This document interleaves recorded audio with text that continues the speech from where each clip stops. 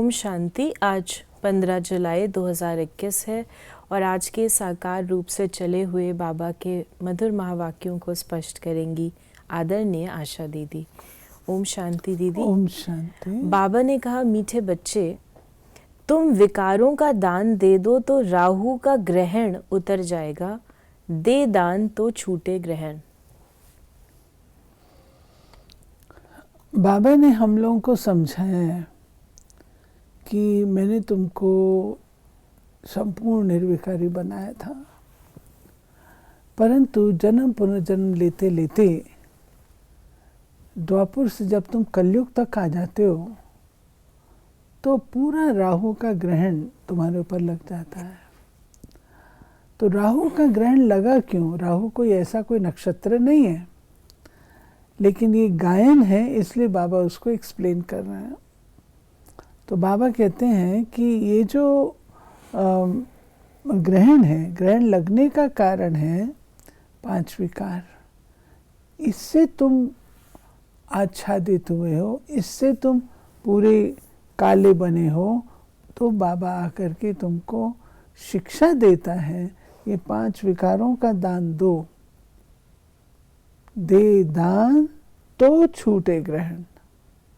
वैसे भी जब ग्रहण लगता है, सूर्य ग्रहण होता है, चंद्र ग्रहण होता है, तो लोग ये गलियों में घूमते और कहते हैं कि दे दान दे दान। तो बाबा कहते हैं दान कोई तिल जौ आटा मिश्री, इससे फ़ायदा नहीं है। जो असली गड़बड़ की चीज़ है वो तो तुम्हारे अंदर बैठी है, उसको दान दो ना, विकारों का दान दो ना, ये उसकी बात है। क्वेश्चन है, वृक्षपति बाप अपने भारतवासी बच्चों पर बृहस्पति की दशा बिठाने के लिए कौन सी स्मृति दिलाते हैं? हे भारतवासी बच्चों, तुम्हारा आदि सनातन देवी देवता धर्म अति श्रेष्ठ था। तुम सर्वगुण संपन्न 16 कला संपूर्ण थे।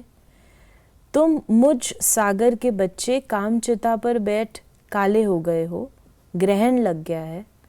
अब मैं तुम्हें फिर से गोरा बनाने आया हूँ। ये स्मृति आने से बृहस्पति की दशा बैठ जाती है। देखिए, सारी बात स्मृति पर आधारित है और स्मृति भी तब टिकती है, उसका पहला कदम है जो बात कही जा रही है वो आपको टच कर जाए, लग जाए। आपको कोई बात लग जाती है तो स्मृति जागृत हो जाती है और स्मृति आती है, अरे हम क्या थे, आज हम क्या बन गए।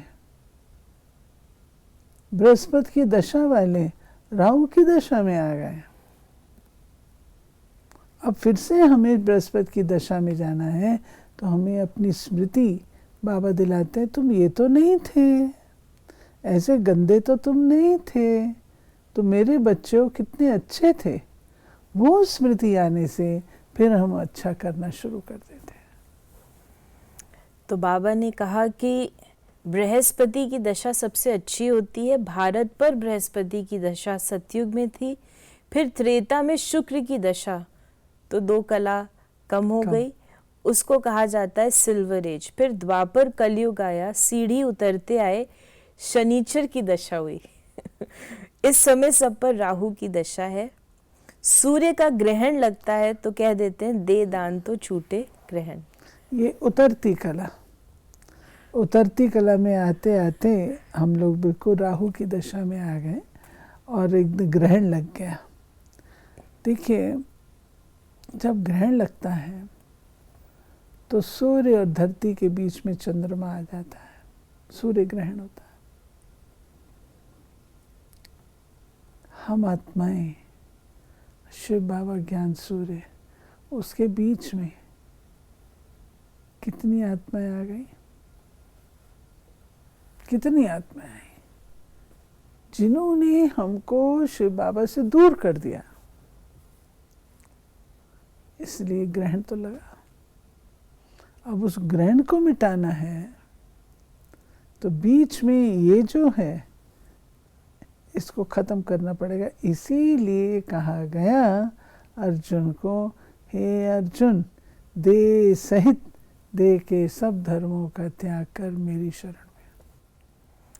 अब रूहानी बाप बच्चों को समझाते हैं, ये है रूहानी ज्ञान। ये कोई शास्त्र का ज्ञान नहीं है। शास्त्र के ज्ञान को भक्ति मार्ग कहा जाता है। सतयुग त्रेता में भक्ति होती नहीं। ज्ञान और भक्ति फिर है वैराग्य, अर्थात इस पुरानी दुनिया को छोड़ना होता है। यह है शूद्र वर्ण। विराट रूप दिखाते हैं ब्राह्मण, देवता, क्षत्रिय, वैश्य। ये भारत की कहानी है। फिर बाबा ने कहा कि बाप कहते हैं, मैं तुम सर्व आत्माओं का पंडा हूँ, सबको वापस ले जाऊंगा। मेरे जैसा गाइड कोई होता नहीं। कहते भी हैं God father is liberator, guide, blissful. सबके ऊपर रहम करते हैं, क्योंकि सब सागर के बच्चे काम चिता पर बैठ जल मरे हैं। ये कहानी है। सगर राजा के सहस्त्र पुत्र श्रापित हो गए थे और वो राख में बदल गए थे। तो सगर राजा बहुत दुखी थे। उन्होंने उपासना की और भागीरथ जी गंगा जी को लेके आए। और जब वो आती हैं, वो जल इन सब के ऊपर पड़ता है, राख के ऊपर, तो वो पुनः सुजाग हो जाते हैं। अब सोचने की बात है, कोई चीज़ राख हो गई, राख से फिर वो जिंदा हो जाएगा व्यक्ति। राख हो गया, राख के बाद तो कुछ भी नहीं रहता, व्यक्ति फिर वैसा हो गया। इसका आध्यात्मिक है। वो क्या है? हम आत्माएं अपनी सत्युगी संस्कृति से, दैवी संस्कृति से मर चुकी होती हैं। तब परमात्मा पिता आकर के हमें पुनः स्मृति दिलाते हैं और स्मृति दिला करके हम आत्माओं को फिर से सुजाग करते हैं, फिर से जागृत हो जाते हैं। तुम यहाँ आए ही हो पारस बुद्धि बनने। मोस्ट बिलवड बाप हुआ सब आशिकों का माशूक एक ही है। सब नेशन में लिंग जरूर बनाते हैं, क्योंकि सबका बाप है ना। फिर बाबा ने कहा, वृक्षपति है ज्ञान का सागर पतित पावन, जिसको सब पुकारते हैं। तुम मात पिता हम बालक तेरे, सब उनकी महिमा करते हैं। बरोबर सतयुग त्रेता में सुख घनेरे थे। ये बाबा कहते हैं कि महिमा करते हैं मेरी, मैं पिता हूँ और परम पिता हूँ। आज एक बहुत धनाढ्य पिता भी अपने बच्चों को बहुत सुख संपत्ति प्रदान कर देता है, लेकिन एक को ही करता है, सबको तो नहीं करता है। लेकिन मुझ पिता की विशेषता क्या है? जो धन संपत्ति सुख है, वो पिता धन संपत्ति दे देगा, सुख नहीं दे सकता। सुख उनके अपने भाग्य से है। सकल पदार्थ है जगमाई, भाग्यहीन नर पावत नाई। सब कुछ उपलब्ध हो, लेकिन अगर आपके भाग्य में नहीं है तो नहीं मिलेगा। भाग्य बनता है कर्मों से। तो शिव बाबा जब आते हैं, वो हमको सुख देते हैं। बाबा ने शुरू में कहा मैं दुख हरता सुख करता हूँ। बाबा सुख देते हैं। बाबा महल माड़ियाँ नहीं देते, वो सुख में समाहित हैं, अपने आप मिलेगा। लेकिन मूल बात है वो सुख देते हैं। और दूसरा, एक को नहीं देते हैं, सबको देते हैं।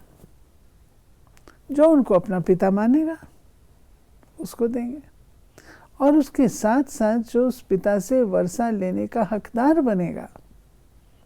पिता माना लेकिन वर्षा लेने का हकदार नहीं बना, तो सुख क्यों मिलेगा? फिर बाबा ने कहा कि इन ब्राह्मणों को ही फिर देवता बनना है। बाप आकर शूद्र से बदल ब्राह्मण धर्म की स्थापना करते हैं। इस संगम युग पर ही आदि सनातन देवी देवता धर्म की स्थापना होती है। बाबा ने कहा कि यह है बेहद का बाप, ज्ञान का सागर, पतित पावन, वही तुम्हारा बाप भी है, शिक्षक भी है, सदगुरु भी है, बाकी सब हैं झूठे, किसकी सदगति कर नहीं सकते। अब विशुस वर्ल्ड से भी सभी बहुत दुखी हैं।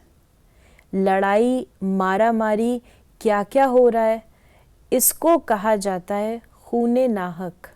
बिगर कोई कसूर के क्या क्या करते रहते हैं। एक ही बॉम्ब ऐसा गिराएंगे जो झट सारे खलास हो जाएं। ये वही संगम युग का समय है।